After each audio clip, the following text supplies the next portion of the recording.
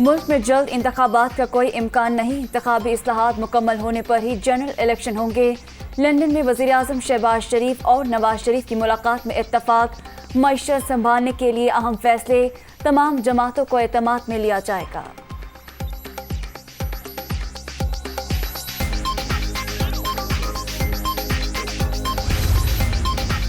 चार साल में क्या किया जो जल्दी इलेक्शन करवा कर लेगा। एक शख्स जब भी बोलता है झूठ ही बोलता है। लोग बेवकूफ़ बन रहे हैं, ये इनको इस्तेमाल कर रहा है। आसिफ जरदारी की नाम लिए बगैर इमरान खान पर तनकीद।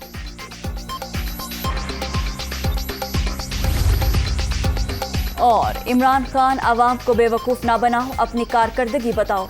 पीटीआई पाकिस्तान को वेंटिलेटर पर छोड़कर गई। हालात की बेहतरी के लिए 2 से 3 साल दरकार हैं। मरियम नवाज का सवाबी में जलसे से खिताब।